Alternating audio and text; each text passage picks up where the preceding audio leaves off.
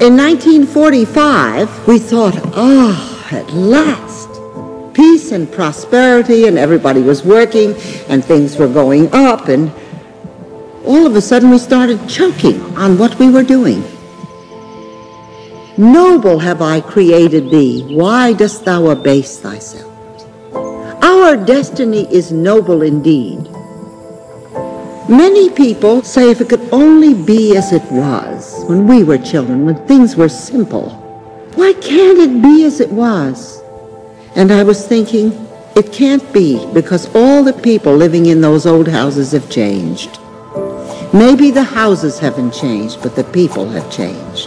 And the times have changed. And there is no going back anymore.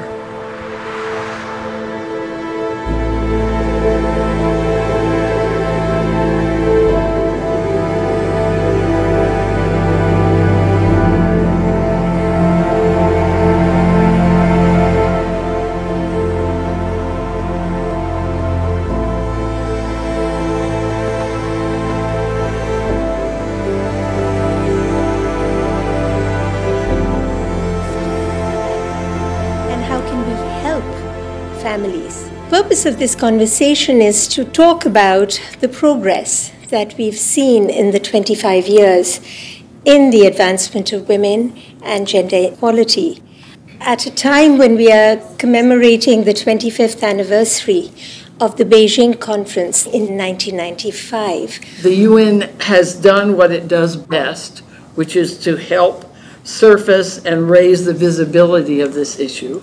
But it hasn't been able to do what governments and the culture has to do. Mm-hmm. I think what we are learning within Baha'i communities is that we have to be investing in building strong, resilient communities at the local level, because that is where the lasting change, the sustained change is going to happen.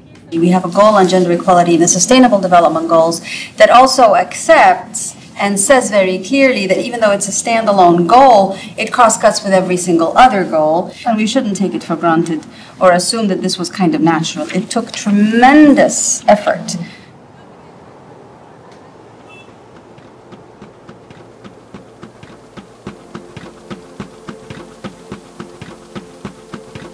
An open letter to the women of the world from the women delegates and advisors at the First Assembly of the United Nations. We call on the governments of the world to encourage women everywhere to take a more active part in national and international affairs. This Universal Declaration of Human Rights may well become the international Magna Carta of all men everywhere. We have learned valuable lessons in the past 5 years. The attitudinal prejudices which stand in the way of women's advancement are held by women as well as by men. Time is short for us to rectify the present unsustainable patterns. We must achieve greater equality. We have proposed an Equal Rights Amendment. Those delegations who are in favor of Draft Resolution 1, entitled The Role of Women in the Preparation of Societies for Life and Peace, raise their hands, please. The women's movement is about changes in a society, about changes that are global. We want this to be remembered as a conference of women, by women, and for women. I declare open the 41st session of the Commission on the Status of Women. We have to give real meaning to the ideals of women's equality. This has been a century of women's emancipation. Beijing was something we all shared. Today, we all own the great responsibility of implementing the platform for action. The first 63 years have been momentous. Today, let us be clear about what needs to change.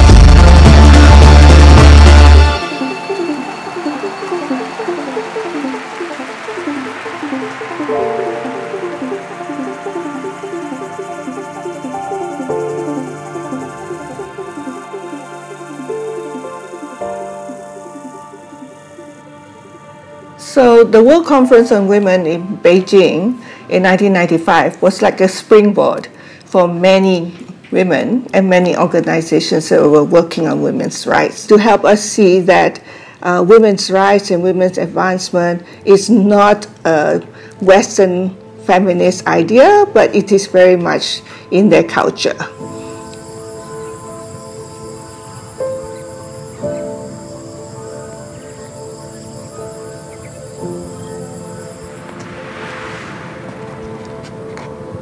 I was born in Malaysia. My father came from China as a school teacher. My mother was local born, a Peranakan as they call it. And like many women of that time, my grandmother had bound feet. Hers was about 6 inches. Now, the mother had bound her feet when she was an infant. And the beauty was described as a woman with 3-inch feet, walking and swaying like a weeping willow. So she suffered a lot from the binding of her feet that deformed her feet. To walk is really very painful. It took a lot of courage of my grandmother not to bind the feet of my mother. And because of that, it liberated me from this tradition of bound feet.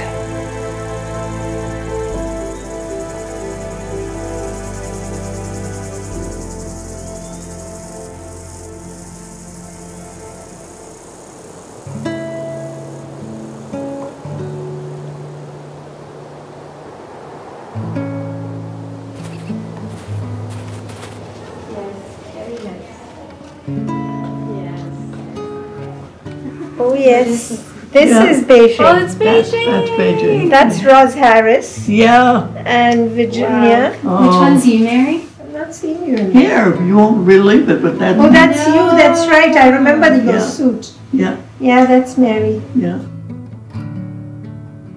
That's right.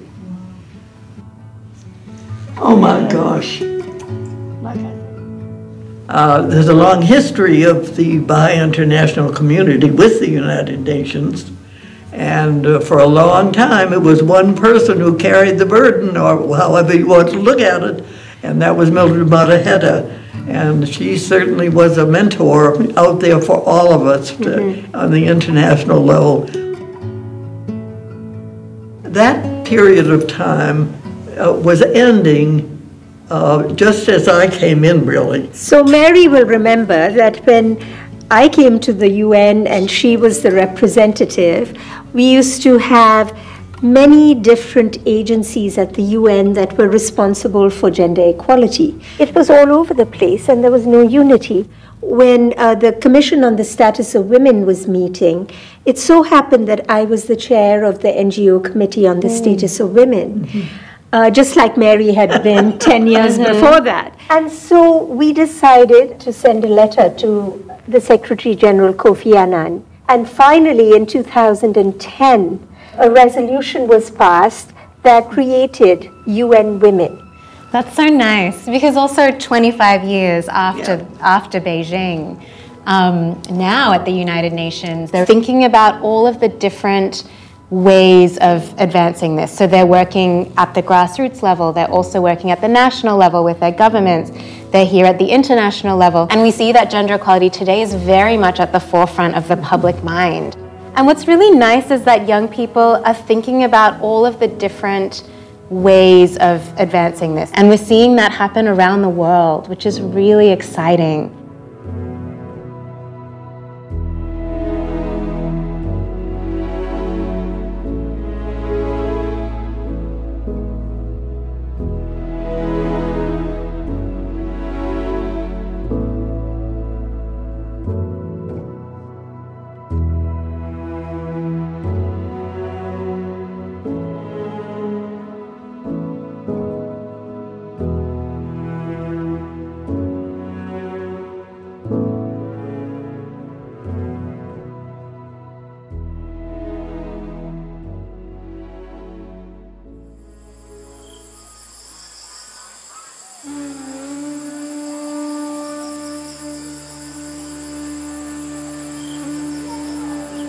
मेरे father तो वो भी वही चाहते थे कि मेरे घर की भी बेटी बाहर ना निकले, लोग उसको देखे ना, और अदर कास्ट मतलब जो कास्ट था कि जो ऊंची जात और छोटी जात का बहुत डिफरेंस था, तो मेरा परिवार हाई कास्ट में आता था और जिस लड़के को मैं पसंद करती थी वो गांव में रहते थे और उनका जो बैकग्राउंड था, उनका रहने का तरीका था, वो सब चेंज था।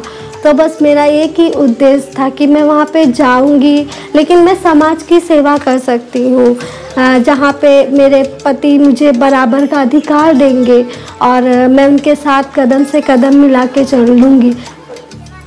लेकिन जगह जगह पे लोग मजाक उड़ाते थे, जैसे हम लोग देर में आते थे तो साथ में मेरे हस्बैंड मेरे साथ कपड़े धुलवा ले या झाड़ू लगवा ले, तो लोग गांव के लोग हंसते थे हम लोगों को देख के, पीठ पीछे बुराई करते थे।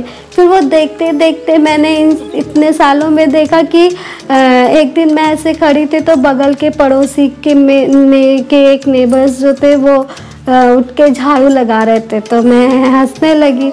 तो उन्होंने कहा क्यों हंस रही हैं आप, यहाँ पे तो झाड़ू लगाते हैं ना। तो मैंने कहा इसलिए नहीं, मैंने कहा कि मुझे लगा कि शायद परिवर्तन हो रहा और ये मुझे देख के खुशी है कि आपने भी इस कार्य को किया।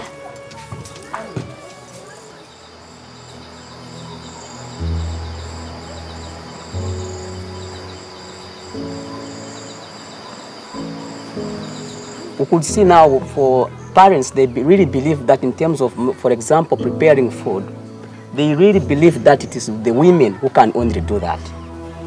If they are going together in the field, the husband will only carry an axe around. But to find that the woman is carrying heavy buckets on her head with cassava, including vegetables, the husband will not help. You cannot come near to a woman who is preparing food. It was not allowed at first. So even these boys and girls who have been growing, they could see that difference. The husband would just come and shout at the woman to say, why are you not cleaning the house? Why are you not preparing food at this time? But him is just sitting like this, waiting for a woman. A woman will come from very far from the farm. She's very tired. She puts there and then start touch other things. She does this and this. And then she gives first food to the men. Her, she'll eat at last. But now men, they have come to see that this barrier that we created to see that this is for women, this is for men, it is really pulling us down. We cannot grow.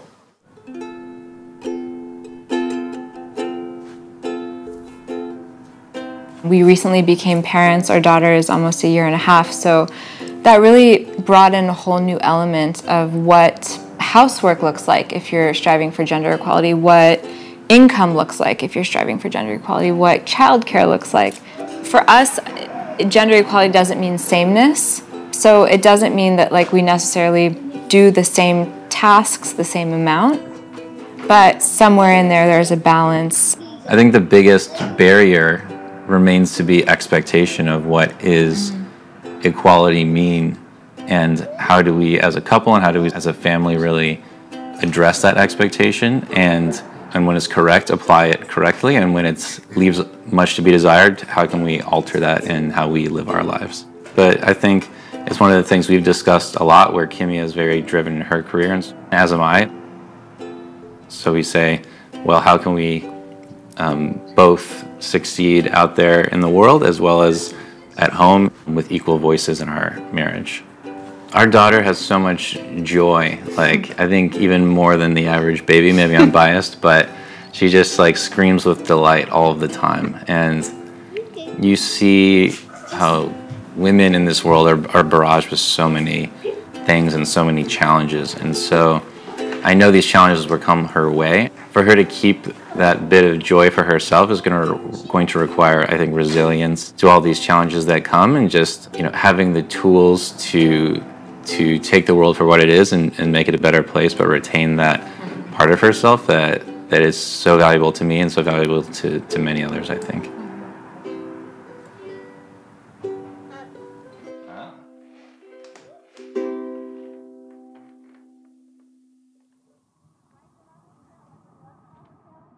One of the things that I think we both think about a lot in raising Rumi, our son, is cultivating his gentleness and giving him the space to be who he is. He has this boldness and he has this courage and he has this energy, And he has all these things that I know people are going to like love and encourage about him because he's a boy, but he's full of gentleness and thoughtfulness and compassion. He's so observant. He sits in silence beautifully. He is like creative and collaborative. He loves beautiful things, and those are like these attributes that are just as beautiful about him, and I don't want any one thing to mean that he can't be the other thing.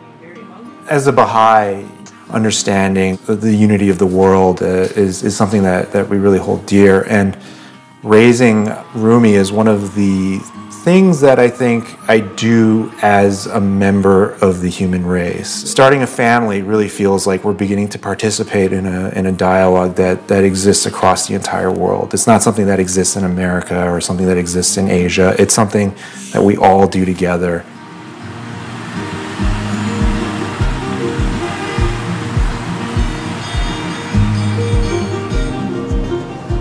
Nosotros como familia siempre hacemos la consulta, siempre hacemos consulta. Entonces, a pesar que son muy chicos, hay temas que consultamos juntos, que están en su nivel de entendimiento. Una cita que me inspira y que amo es la que dice que las dos alas de un pájaro son como el hombre y la mujer. Y cuando las dos se juntan, el pájaro puede volar fuerte. Y un ejemplo que doy es el de mi hermano, que cuando yo hago oficio, él me ayuda y así podemos progresar juntos. Es importante porque si yo dejo a mi hermana que haga todo el oficio sola, va a terminar, pero ella tiene que hacer otras cosas. No todo el tiempo puede estar haciendo el oficio como si fuera la que trabaja acá.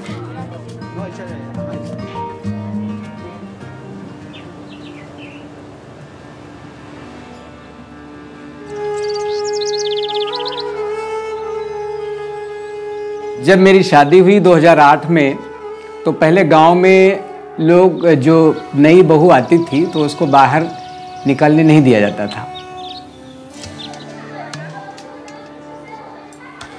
तो मैं एक विद्यालय चलाता था, तो मैंने अपनी पत्नी से कहा कि तुम दूसरे तीसरे दिन से ही जैसे आई वैसे ही मैं अपनी पत्नी को बाहर लेके आया और विद्यालय में पढ़ाने के लिए बोला।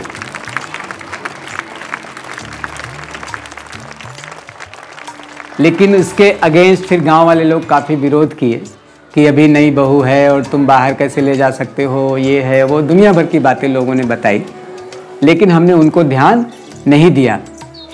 देखिए, हर माता पिता की एक ख्वाहिश होती है कि उनके बच्चे जो हैं वो सही रास्ते पे चले। इसमें मेरी भी ये इच्छा है कि मेरी 3 बेटियां हैं और ये सही रास्ते पे चले और आगे बढ़ के समाज के लिए कुछ कार्य कर सकें, समाज में अच्छा बदलाव ला सकें। बस यही मेरी इच्छा है। बच्चों को कम उम्र से ही उनकी नैतिक शिक्षा खास तौर से और उनकी आध्यात्मिक शिक्षा पे जोर देते हैं तो बच्चे बहुत ही अलग होते हैं और वो समाज में दुनिया को बदलने में अपना बेहतरीन योगदान दे पाते हैं।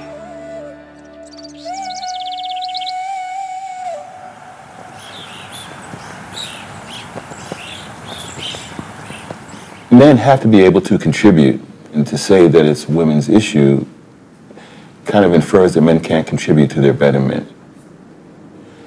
But as men are often referred to, I think they must be referred to as potential contributors.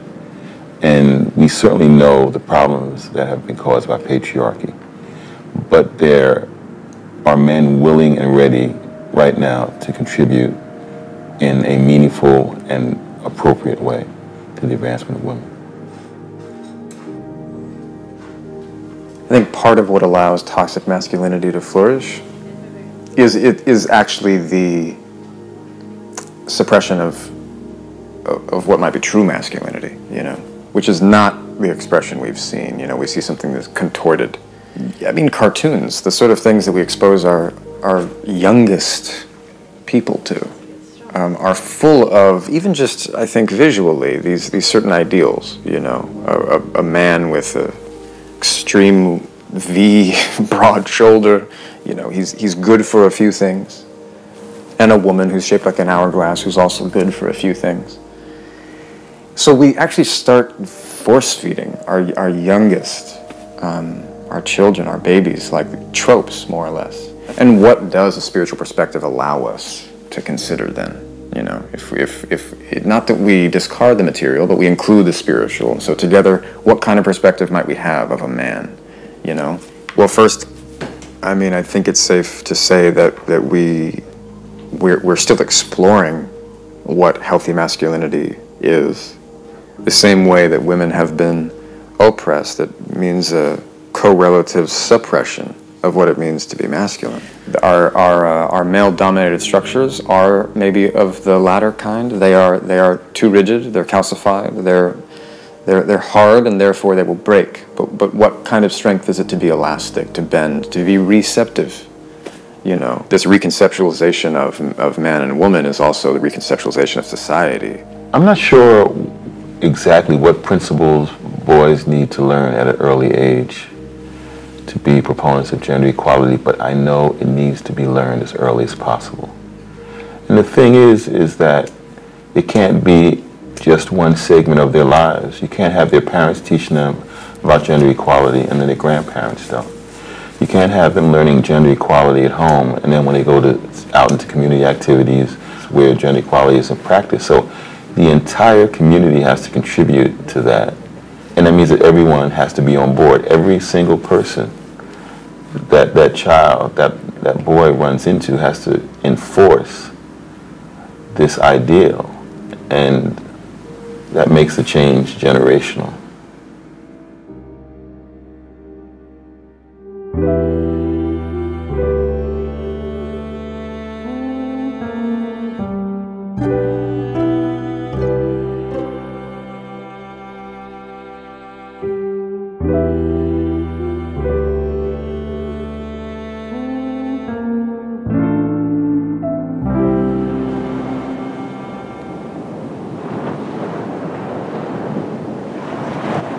Hace 25 años, más o menos la época que empecé a trabajar en la parte de educación, los papás decían que estudiar no era importante. Me acuerdo una vez un señor, llegamos a la comunidad tratando de convencerlo de que dejara ir a su hija a la escuela. Y el señor decía, yo tengo animales, yo tengo terreno y si mi hija va a estudiar, lo que ella va a aprender es para hacer carta, a escribirle a su novio. Entonces no quiero.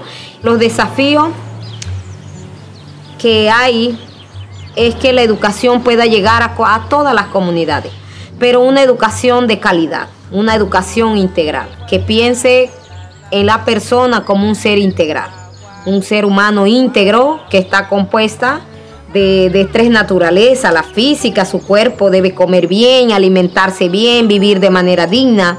La parte intelectual, su capacidad. El ser humano tiene muchas capacidades y cómo desarrolla esas capacidades a través de la educación.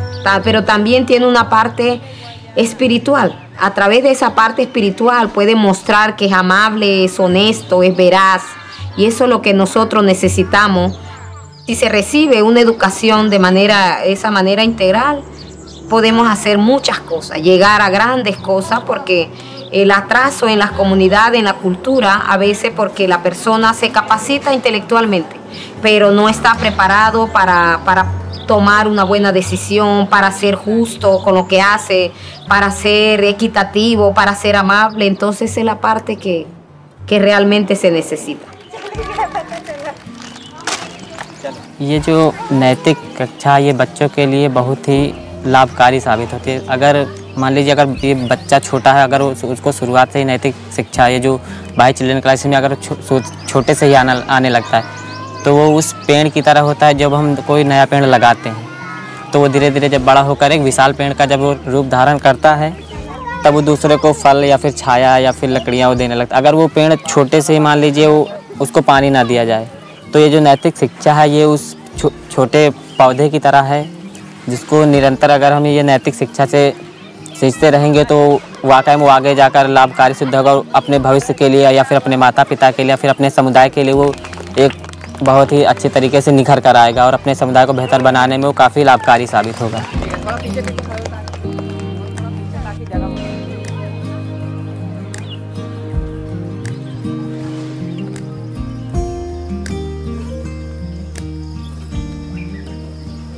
Cengit pratanga nganjingo mukitwekarang kwekarana widi unabadi mukwa wani.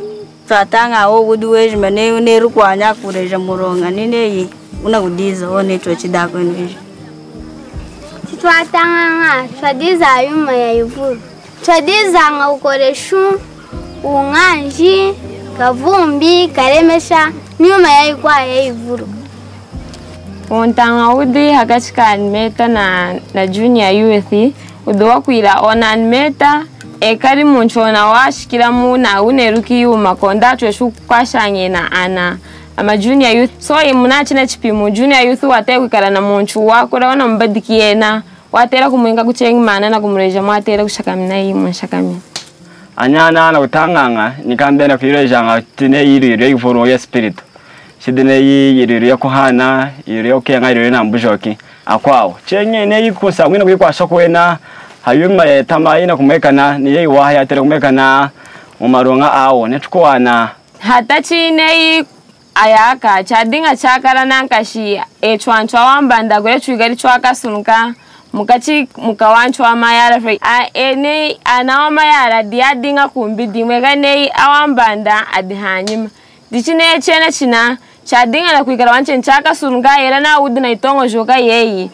munyikanda mwekara ntangshe kwa idine yakumikira chencenga ndichukwa neyi akumana hoho mokara na mwekara mwirwanga awu kwikara omikirane akuduma ne kwishwena akutesha wani kuimanisha na mokara iranga ne yatisha chwa mtu wansangu kwikara omikirane kwikara akagucinyeja akumone kwishikamana kwa yambide ne twa makara kumeka ni mulanga tukatesha kuyiranga hi kuimanisha kwa ya mbide mpumpinju kore. I think with regard to the impact of the junior youth program on the families of the junior youth, I think one element that we've observed basically in our community is everyone is participating. I think to me that already is sending a signal to the family to say the same task that a boy can perform, also a girl can perform.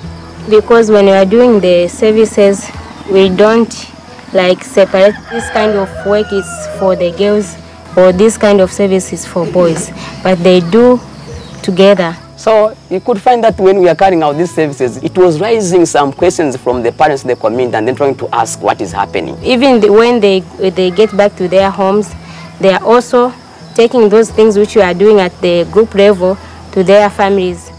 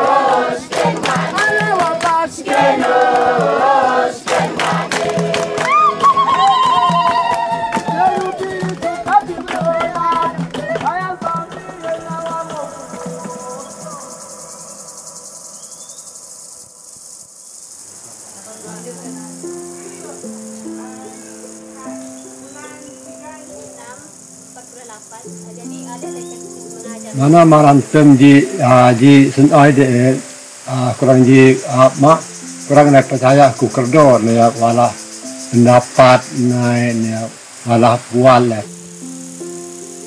Lama-lama sekarang juga kerdo juga boleh sekarang ni sama antara kral. Kral pun kepercayaannya sama kerdo dengan kral.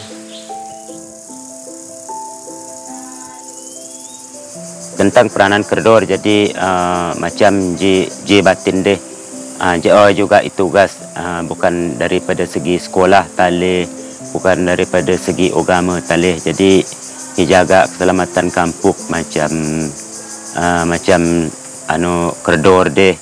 Jikot berat juga berkenaan dengan kaum wanita deh, bahawa nai adalah satu nadut situasi kalau ku kampung deh walah kerdor bermakna seluruh masyarakat deh mungkin pek naicem oleh kerana mong kerdor ka bermakna kira bi meningkat lek kedudukan ji mai kampung.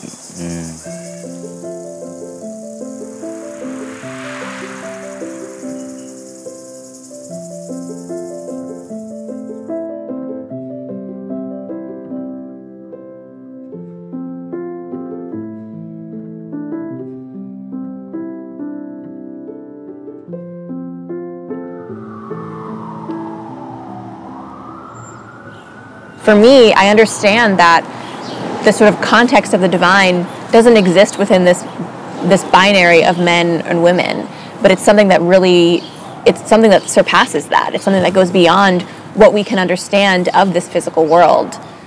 I really see my own faith as being something that helps me understand qualities of compassion and justice and equity and equality. At the United Nations and many governments around the world are thinking about material markers to help us identify where we've made progress and where there are gaps in the status of women around the world. At the same time, the proliferation of inequality, of oppression, of injustice in any way, and in this sense against women, is very obviously a spiritual problem, but it has expression in our material systems because we live in a material world.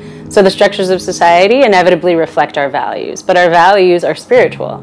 So to only have material meters and markers is in a way to hamstring where we're able to succeed or what we're able to accomplish. When you look at the power structures of religious practices over the course of millennia, they really have done a very good job at sidelining the voice of women and promoting the voice of men in those power structures. And I think that's something that we have to look at objectively and atone for, because it has inhibited religion itself's ability to achieve what it is meant to achieve for all of humanity. But again, that's just the practice of religion. I also think that the history of religion is a history of trying to understand the world around us through a spiritual dimension. And it has always tried to confront the new challenges before humanity. And just like in decades and centuries gone by, those religious leaders who are willing to embrace it and question it and learn about it are going to be pointing humanity, I think, in a wonderful direction. In many traditions and culture, as well as religion, women do not lead prayers. Women are not allowed to say prayers at certain periods of the month. Women are not considered fit to be the one that can hold the holy books or touch the holy books. Right? But the Baha'i devotional meeting changed all that. That everyone was equal, even a girl child could say prayers, could be the one to lead the prayers, could be the one to have people unite together in one voice. So Baha'i devotional is a way of us seeing ourselves as individuals that have a spiritual side, and this spirit can be connected irrespective of what is our outer differences.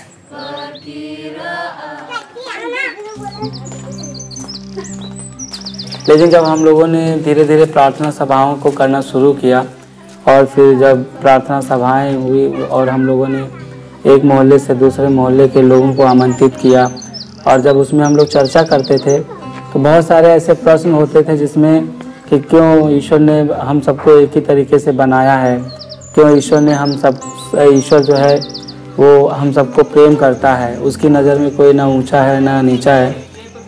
जैसे स्वास्थ्य के ऊपर जो पत्र हैं, जैसे हमारे समाज में यूनिटी के लिए जो पत्र आते हैं, आपस में जैसे हम एक दूसरे से कैसे प्रेम करें। और जैसे जो भी पढ़ा होता है वो उस पत्र को पढ़ता है, फिर वो अपना सुझाव व्यक्त करती हैं कि हाँ ऐसा होना चाहिए, या फिर इसमें क्या परिवर्तन हो सकता है, हमारे परिवार में क्या हो सकता है, हमारे बच्चे कैसे आगे बढ़ सकते हैं, उन बुरी आदतों से वो कैसे दूर रह सकते हैं। जैसे कुछ महिलाएं बहुत संकोच करती हैं, नहीं बोलती हैं, लेकिन अब वो धीरे धीरे बोलने लगी हैं और उस चीज़ को, अपने दायित्व को समझने लगी हैं कि हम किस तरह से उस कार्य को करें।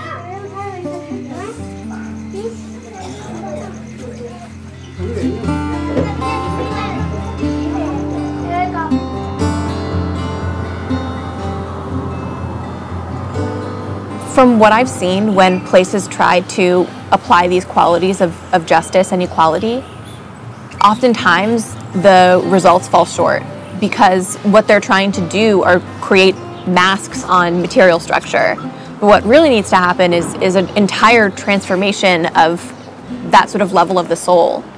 So when we have a conviction from a spiritual place that all people are equal, all people have this inherent nobility, all people have limitless spiritual capacity, then the way that we can push forward becomes so much stronger. People who live in totally different conditions with totally different backgrounds to really come together as a collective and share how, despite this variety, we still can learn from one another, we still can pick things up from one another's experiences in these really special ways.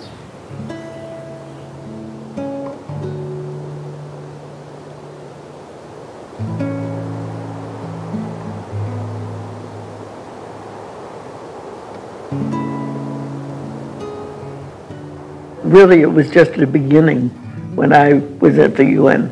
We made a statement on the importance of the girl child and the importance of educating the girl child to the Commission on the Status of Women in 1974. And there was really not a lot of reaction to it at that time. However, when I was in Beijing for the Fourth World Conference, it became part of the program of action. That was another step forward. It was really a thrilling moment. It was the influencing the process to the ultimate. And the director of the Office for the Advancement of Women at the UN came up to me and we high-fived. It was really a victory. It took time. Everything takes time. It's process. Yes. But it was a wonderful moment. I've been thinking a lot about how important it is for the work that the UN does in keeping world peace.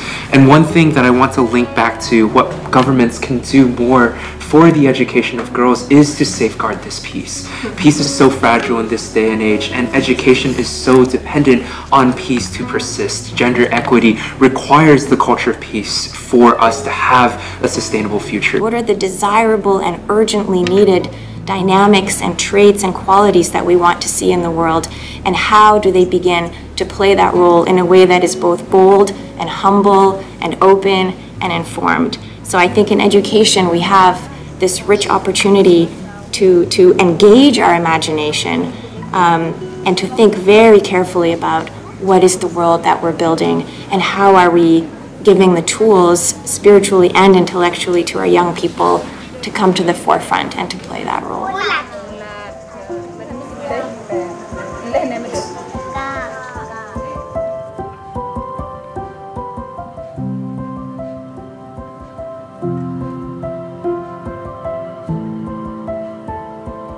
So this has been really a road of 25 years. It's a learning journey for us, trying to put Baha'u'llah's teaching of equality into reality in all sorts of community. In this process, we hope to bring about a glimpse of a civilization that has both material and spiritual qualities. Material civilization is like a lamp. It's beautiful, it's a glass lamp, but without the light of the spirit within it, then that lamp doesn't realize its purpose.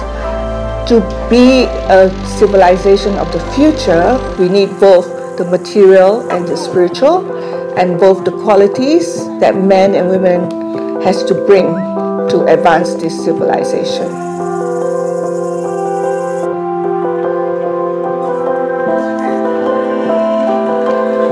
The equality of men and women is a facet of human reality and not just a condition to be achieved for the common good. That which makes human beings human, their inherent dignity and nobility, is neither male nor female. The search for meaning, for purpose, for community, the capacity to love, to create, to persevere, has no gender. Such an assertion has profound implications for the organization of every aspect of human society. Since 1995, much has been learned about the enabling conditions that foster gender equality. Whatever setbacks and obstacles may appear over the next 25 years, the awakening of the majority of the peoples of the world to the truth that women and men are equal will never be lost.